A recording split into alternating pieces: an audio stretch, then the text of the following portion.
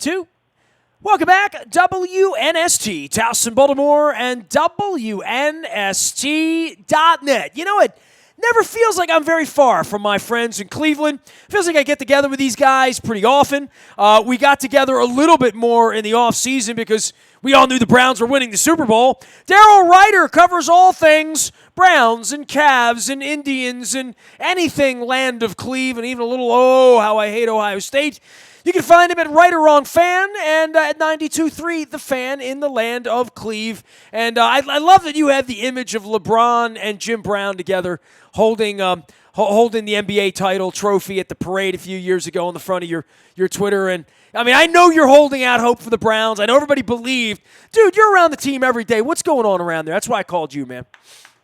Yeah, you know what, Nestor? I just think right now they're trying to find their way. The biggest problem, Freddie Kitchens is the head coach now. He's also calling plays. It was so evident Monday night that there are just certain things he's not ready for. And he is learning some hard lessons on the job. And he kind of hinted at that when we spoke with him a couple of times after the game. And he's preached patience this week that, I'm learning too. This is new for everyone. We brought in some new faces. We're building something here. And I don't know necessarily that I agree with the Browns are building anything. I think that it's built, and it's time for them to just go out and get it done and win. And so I think that that's another problem they're having. Baker Mayfield's not playing well. It's just defensively they have a rash of injuries. So right now, things don't feel so good for the Browns, who have, quite frankly, been a little disappointing, and as I've called it here in Cleveland, underwhelming over the first 3 weeks of the season. Let's talk about leadership because, I've talked to you about the owners and whether they're going to go to prison and, pilot this and all of it. And we've been through all these head coaches. How many years you been on the beat? Since 2007. They went 10-6 that year, and it's been a disaster ever since. So 13 years on the beat. How many coaches have you covered? Let's see. Romeo, I'll go in order. Romeo, Mangini. Then they went Chudzinski, Shermer, Pettin, Hugh. And now...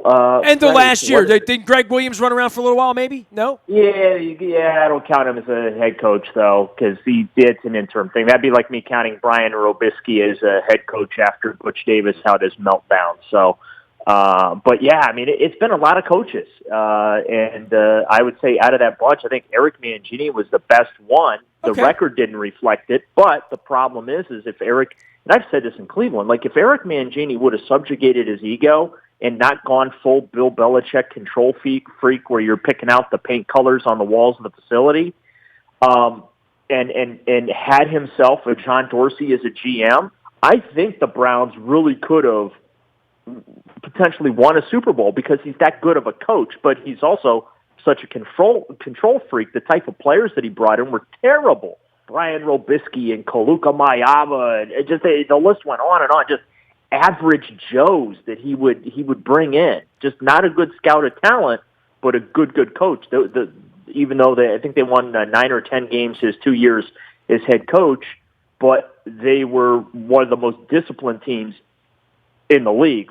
They got the fewest penalties. So, the Browns have had a lot of coaches, but nobody of those names that I mentioned has had as much talent as Freddie Kitchens has to work with. Well, and I guess that's where I'm getting with this, because I'm a Mike Pettin fan, and I don't know of your relationship with Mike or with any of the other guys that coach the team. And, I remember George Kokanis came there for 5 minutes to run it, and Phil Savage was there for 10 minutes to run. So, I go through all of these names, but then I think, Freddie Kitchens, right?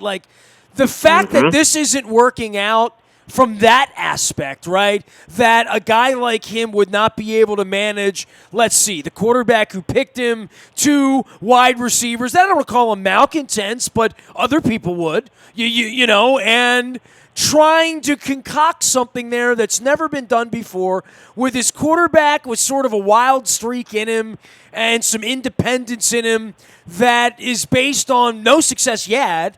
And Freddie Kitchens, no success yet. OBJ, personal success, but no success yet. And I think leadership is sorely missing from the leadership, meaning ownership. And we talked my baseball team versus your baseball team and your basketball team and where it's been. But, when the leadership's wrong and you don't get the coach right, man, if you don't get the coach right, you talk about getting the quarterback wrong or the left tackle wrong or the defense wrong or the kicker. A lot of things you can get wrong. But when you get the head coach wrong, man, you can have a lot of other things right, and it can still go wrong. Yeah, and I think it's too early to say that Freddie Kitchens is the wrong guy to coach the team. But not the best guy at this point, I would say, right? Like not a veteran kind of steadying sort of presence at this point. He's a guy who looks like he's in over his head to me from the outside. That's what it looks like. Yeah, and again, Monday night certainly was some evidence to support your argument. But I think we need to take a step back, and just like with quarterbacks, if they have a good game, Daniel Jones has been crowned as the next great quarterback in New York. Or last year with Baker and how he played the second half of the season, he was crowned. I think we just these rush to judgments and we're in this hot take culture where you have to say something outlandish to get your name out there. And I think it's too early with Freddie to say that he's going to be a good or a bad head coach. Yes, had a few mistakes here in the first couple of weeks, but the first half of the schedule, the Browns knew was going to be the most difficult part. And if they can get through at 500, get through those first 8 games, 4-4, I think it's clear sailing for them. Down the stretch, it gets much, much more friendly from a schedule standpoint, and they're going to be. I'm still confident they're going to be a very good second half of the season team. The problem is that when you have opportunities to win games, and you have opportunities to win games that maybe people don't expect you to win, like Monday night against the Rams, you have to cash those in. Your defense, 5 starters, and they played lights out. You held the Rams to 20 points. This is a team with Sean McVay that averages 35-plus points against AFC teams, wins by 14 or more points, and the Browns held them to 20. That's winning football. That's championship football. But on the other side, the offense didn't play complimentary football. The head coach had brain cramps in the second half at the most critical times of the game. And, those are things that they have to work through. They have the talent to win. You just got to get that talent to actually go out and win. Daryl Ruiter covers all things Cleveland Browns at 92.3 The Fan. You can find him out on Twitter at Ruiter Wrong Fan. That's RUITER Wrong Fan. And you're around the team, and expectations, I would think, you're a guy with friends around Cleveland and the buzz about town. I was just out in Kansas City the other day, man. There's a lot of buzz going on. The minute you land in Kansas City, everything's Chiefs, everything's red. I would think that the Browns would sort of own that to some degree this summer. And I know the Indians are trying to get there and still be playing baseball next week, and that's still up in the air as we'll be down to the wire this week with Tampa, and Oakland looks like they're gonna make it this year. But for the Browns and for expectations in the last 5 months, what have your eyes seen about these expectations versus you being a guy on the inside saying, hey, well, let's not get out in front of our skis here a little bit too much? Well, I went into the season thinking they could win 10 games, and typically 10 games get you into the playoffs. You probably don't win your division, but you definitely usually get a wild card. So you thought they were a second-place team in this division? Right. They had to prove themselves. I wasn't ready to crown them AFC North champions. Now, do they have talent to win the Super Bowl someday? I think they do because, elite receiver, check. They have 2 elite receivers, so check and check. Quarterback, check. Offensive line's a question, no check there. You sure on the quarterback? You 100% sure on the quarterback? Yeah. Yep. Okay. Yep. No issue there. I think that actually these growing pains he's going through is actually going to serve him some good. On the defensive side of the ball, elite pass rusher, check. Shut down corners, check. So when you talk about building your championship team, the one piece that they don't have is the impact linebacker, okay? They don't have that guy. But overall, the skill positions that you have to have the elite talent, they check the boxes. They better protect the quarterback, and they better start running the football, and that better happen this week, or they're going to be 1-3, right? Yeah, no question about it. There are some questions with the offensive line, and with Chris Hubbard, the right tackle, He's got a foot injury, got a little small crack in there, doesn't need surgery, but whether it depends what they let him do. They got problems on that offensive line. I think that when they made the first trade with the Giants, because remember, they actually made 2 trades, and then when the Odell thing went down, the league office just went ahead and combined everything into one big, massive transaction. But the first they made was Kevin Zeitler for Olivier Vernon, and it helped both teams. The Browns were looking for a complimentary pass rusher to pair up with Myles Garrett to help maybe take some of those double teams away and free Garrett up to be the impact guy, and we've seen that. 6 sacks for Garrett through the first 3 games. However, at the same time, they felt they were dealing from a position of strength. They really thought Austin Corbett, who they drafted in the second round with the first pick, I think 33rd overall in 2018, they thought he was the guy that was just going to go ahead and slide in for Kevin Zeitler. Salary-wise, you had Zeitler was one of the highest paid, if not the highest paid guard in the NFL. Olivier Vernon, one of the highest around similar salary. So they basically swapped salaries, swapped players, and the Browns really felt they were dealing from a position of strength. And as it turns out, oops, it wasn't a position of strength. Austin Corbett will be inactive, or he won't even see the field. He's just not a good player. So that's a bust. They got to address that next year. Left tackle Greg Robinson, it's the best of what's available to them. Joe Thomas is not walking back through that door anytime Although soon. he did look good on TV last week, I'll say that. Yeah, he's fantastic. Him and Andrew Hawkins, the former Browns receiver, also spent some time in Cincinnati. They both have really established themselves post-playing days as very strong media personalities and football experts, and not least bit surprising to see either one of them have the amount of success that they've had. Of course, Hawk with ESPN and Joe Thomas with NFL Network, as well as he still does some stuff with the team. I remember meeting Joe Thomas in the lobby of the Hyatt in Indianapolis, where I met you at the Combine. It was the year Joe Thomas was working out, and I remember Ozzie Newsome, went up to him and said, "I just want to meet you because there's no way you're going to be there when I draft you." Yeah, the Browns took a 3rd overall that year, and back in 2007. That was the year they also, I think, they made the trade with the Dallas Cowboys so they could get back in at 22, and they ended up drafting Brady Quinn. And it's Joe Thomas. That's another name there, by the way. Brady Quinn. We just go through all the names of the quarterbacks there. But, I give you a hard time about the coaches. We're putting Billick in the Ring of Honor. We've only had one coach since, and he's won a Super Bowl and is trying to do it again here in Harbaugh. Yep. There really is something to how these organizations are run. And I've written about this week. I don't know if you saw the hubbub about analytics, and that was Harbaugh, by the way, talking to me on Sunday Night Football about the 4th and 1, and 4th and 1 from anywhere on the field. He's like, yeah, from anywhere on the field, and then went through it on Monday about analytics and where the nerdery is and all of this stuff. Yeah, and you know what? I got to give Harbaugh credit because, most coaches, they get defensive. Anytime you ask a strategy question that, questions their decision-making process, I got to give him credit. I really respect his candor and his honesty to really open up and kind of peel back the curtain on the thinking. I mean, not a lot of coaches are willing to do that. Now, I saw his response, and it made complete sense. So I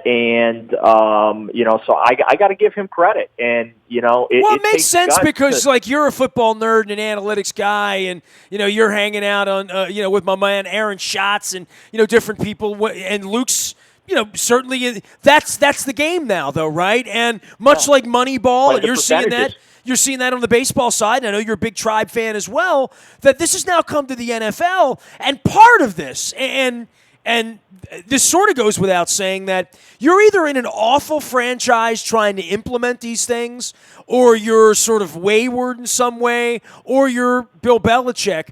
But I'll tell you what, if you have continuity and you have Eric DeCosta and Joe Ortiz and, George, the people that have been here 20 years, a head coach that has a job and isn't worried about it, then you can go out and say, you know what? We're going to take that quarterback nobody else will take, the one that runs around, the Heisman Trophy kid.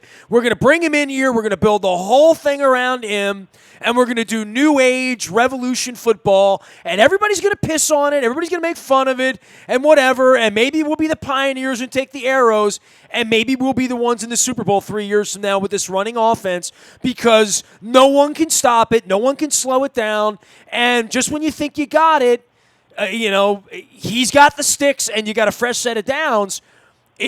Daryl, it's been very, very weird over 16, 18 months, right? Like talking about this and seeing this, and Flacco's 0-3 right now, and all this expectation for your football team, and yet the Ravens are the sexier team somehow as we get here and are expected to win. The Ravens expect to be 3-1 this week. The Browns expect to be 1-3, or people expect the Browns to be 1-3. And here we go again. And the Steelers and the Bengals aren't coming. Somehow the Ravens, because of their continuity that the Browns don't have, that they can do something sort of off the map here and go new age and go analytics. Well, and that's why when you mention about that's why you have to be patient, okay? To really give this thing a chance to actually work in Cleveland. John Dorsey picked Freddie Kitchens to be the coach of this team. Well, the Sashi Brown thing was that move 3 years ago, right? Literally, right?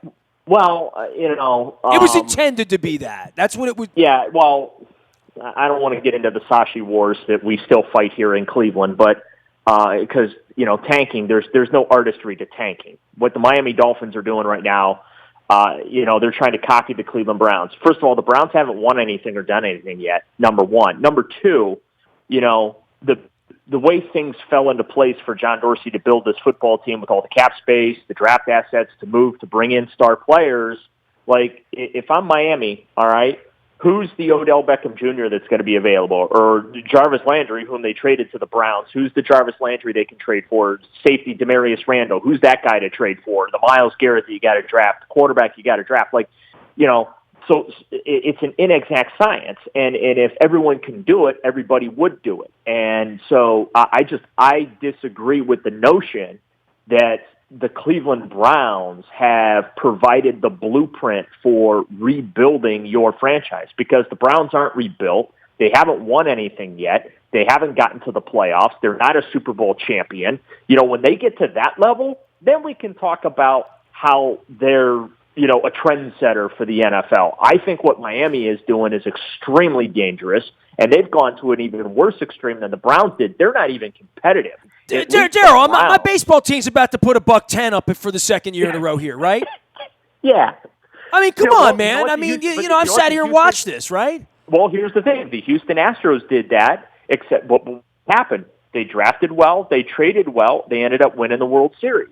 Again, the losing part and the tearing down, that's the easy part. That takes no skill whatsoever to trade off assets and accumulate those assets and all that. But it's about utilizing what you've accumulated in the right way, which is why Sashi Brown was not kept and John Dorsey was brought in. It's about using those assets to rebuild your organization in the right way, whether it's through the draft or through aggressive trades and taking advantage of opportunities. Like, I give Dorsey credit. He took advantage of a dysfunctional situation with Odell in New York to get him to Cleveland, because Odell Beckham wasn't going to end up in Cleveland no other way but to trade for him. Jarvis Landry, Demarius Randall, I mentioned. So, it's an inexact science, and for the Dolphins thinking that they're going to the Browns were at least competitive. They won 0-16, 1-31, but they weren't losing by 40 points every week. You know what I'm saying? Like, they were losing, but they were losing between, 7 and, 15 points per game. They weren't getting blown out. They just weren't good enough to win. Whereas the Dolphins, they don't even belong in the league right now. I question if the Dolphins could beat a college team at this point. So, and you mentioned the Orioles and what they're doing and that. Again, burning it down, selling off assets, accumulating cap space or saving money and accumulating those draft picks and that, all well and good. But you better use that stuff correctly, because if you don't, you've gone through a ton of pain for no gain. And, the Browns, at least they have some gain in the fact that they got some marquee talented players here, and they're counting on rookie head coach to bring that talent together to be where the Ravens are, or get to the level where the Chiefs are, and that to be among those elite teams. And the Browns have proven nothing. They have a ways to go to get there, but I also think too we got to take a deep breath and just see how this thing materializes, because we're in a society where we can't wait to build you up, right? Everyone was building the Browns up in the offseason, okay, especially after the Odell trade. But also at the same time, they're all sitting back ready to tear it down and to pounce on the first sign of trouble. And unfortunately, that's in media, that's in society. We build people up so we can tear them down. And I think that the Browns need to be very patient and, not get knee-jerky. I know the expectations to win. They have the talent to win. But I think that people need to kind of pump the brakes and allow this thing an opportunity to breathe, because I really think that the second half of the year, when they get the Arizonas and the Miamis and the Bengals twice, when they get those teams on the schedule, I think that the Browns are going to finish, maybe 6-2 or 7-1, and then guess what's going to happen? Everyone's going to be back on the Browns bandwagon again. Here's Daryl Ruiter. He is right or wrong fan out at 92.3 The Fan in the land of Cleve. He is coming to Baltimore, not for the crab cakes, as Art Modell once said, but for the football this weekend. It's Browns, it's Ravens all week long. We're doing Baltimore Positive, and also on Monday night, we're going to be up at Adams Jeep in Aberdeen, swabbing for the Bowmare Registry, and there goes my hero with Nick Boyle. Come on out and say hello. Tuesday night, Greenmount Station with Pat Ricard, the new main event, and all of that brought to you by our friends at There Goes My Hero. Daryl, we just glossed over. I said, are you sure about the quarterback? You're like, yeah, I'm sure. I don't know, man. You're there. You see it all. You were in the trailer last year and Hard Knocks and all that stuff. I thought Hard Knocks couldn't get any worse after the Browns and then the Raiders showed up this year. But so for you with Baker Mayfield, you've seen the act now for a year and a half. I remember him crotch grabbing. I was in the Green Bay press box freezing my ass off about 2 seasons ago. The weekend he crotch grabbed, and I saw some Ravens executives and I saw some other scouts up there. Can I pause you for a second? Sure. Can I pause you for a second? Sure. What has Baker Mayfield done since the Browns drafted him, okay? What has he done off the field that is problematic? Nothing that Johnny Football did, that's for damn sure. Well, that's my point. Okay. Everyone's riding, and why I have to pause you, because everyone wants to go to that. I'm not going to a character thing. I'm going to a... Everyone, but hang on. But, people want to keep bringing up the stuff that happened in college, okay? And I understand it's fair to a degree, but he's not doing anything. Like, I'm going to tell you right now, being around the guy, he's the polar opposite of what he was painted to be before the draft, okay? He really is. Like, he does not seem to have a maturity problem. He doesn't seem to lack leadership ability. His teammates love him. They gravitate toward him. He's a big reason that they turned the nonsense from last year around. He's obviously a big reason why Freddie Kitchens got the head coaching job. Jarvis Landry coming in, who was a malcontent from Miami, supposedly, allegedly. He's more hungry to win just as much as Baker is to win. So I think that those narratives that get out there nationally about these guys being bad dudes, I think some of that stuff is unfair. And if you want to judge him by what he's done, the fact that he's got, in his losses, I think it's 15 touchdowns and 16 interceptions. And in the games he's won, he's thrown 15 touchdowns and I think 3 or 4 interceptions. Like, that's what we got to break down with Baker, rolling out of the pocket to his right and not completing passes on target like he did a year ago. Well, becoming a better football player, becoming the football player that steps into the shoes of the personality. Right. And you know what? He has yet to start this. I believe Sunday will be his 16th game that he'll start, okay? In 13 games, he broke the touchdown record for rookies. So, he's got the tools. He's got the skills. He's got the accuracy. He's got the intangibles. Just got to put it together. He's still a young player, Pat Mahomes is in his second year. He's an aberration. You know what I'm saying? Tom Brady wasn't Tom Brady as a rookie or as a sophomore. You know what I mean? We feel that way about Lamar Jackson here. Yeah, sure. Exactly. So, it does take a little time, and he's going to take his lumps. He's going to go through this stuff. So I think, again, what I said earlier, it's too early to be bailing on guys just because they're going through a little adversity. Can we both agree the Steelers stink? Oh yeah. That's new, right? I mean, that's kind of weird for both of us all the way around, right? Like, you look at the Browns and say, where are the Browns going to win games? Well, I mean, they should beat the Steelers and the Bengals, right? Yeah, I mean, the Steelers and Bengals should produce 3 wins minimum. I think if the Browns can split with the Ravens, they're in good shape. Baltimore, I think, is the team to beat in the division, no question about it. Lamar Jackson's exceeded my expectations. He's off to a phenomenal, historic start.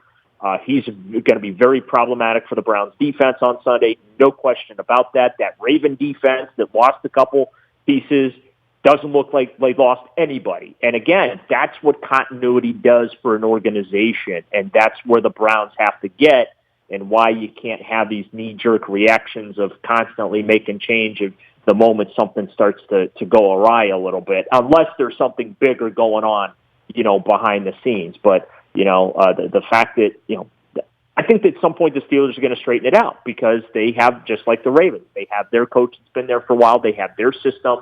They have their culture and whatnot. I don't think that they're going to finish in last place. I think that'll be Cincinnati. But, it's about continuity. It's about establishing your organizational culture. And that stuff doesn't happen overnight. And unfortunately, where the Browns are concerned, with all these star players that they brought in, myself included, I'm guilty of it. I just expected that they were going to step on the field, flip the switch, and everything was going to be hunky-dory, and they were going to start winning games. But that culture takes time to build, like Baltimore's built, like Pittsburgh's built, New England's built, Kansas City has it built. The Rams out in Los Angeles in a short amount of time with Sean McVay, they've built a culture. So, it takes time. And I think that the Browns, once they get that time, I believe in the talent that they have, and hopefully they're able to, get that time to build the culture. Because if they do, you're not going to be looking at the Browns as an automatic win on Sunday like you seem to be. I've had some fun with some of my buddies out in Cleveland, you and Regai and Munch and Rhoda and some of the other guys. And I said, I've had you on now 3 times. The last 3 times you've been on, you've had a different head coach. Like, literally, every time you've called in over the last year, there's been until there's some sort of continuity in leadership there. And I go back to that. You can't keep firing coaches. I mean, you know what I mean? Like, and expect that 13-3 is just going to pop out of that.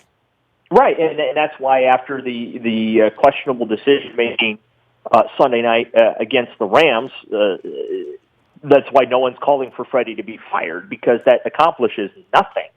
It's hopefully a learning experience for him as a head coach, so that when those situations arise again, he knows how to handle them much, much better than he did. And instead of the Browns looking at a loss, they look at a win. And again, that goes to the culture, that goes to giving it time and whatnot. And I also recognize, with the talent you have, sometimes time's not on your side, but there has to be some patience and some discipline exercised by the organization for this thing to work.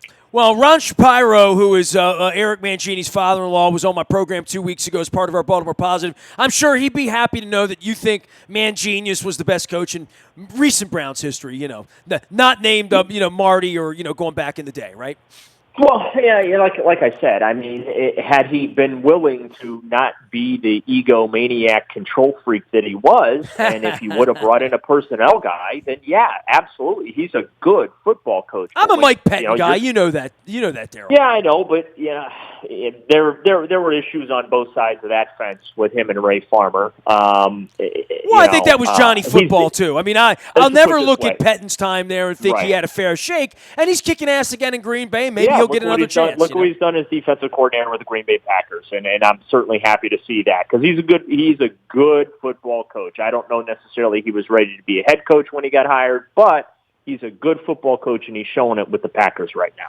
My dude, we will see you here. No tourist crab cakes for you. We'll get you in here, and we'll see what you guys get under the hood on Sunday. I'm excited. I mean, every week's a fun week here in this league, and especially the way we've turned our roster around, and we're like a little bit of a box of chocolates, and so are you. So see you at 1 o'clock on Sunday. Daryl, thanks for coming on, bud. You got it. If the Browns win Sunday, they take over first place in the AFC North. I leave you with that.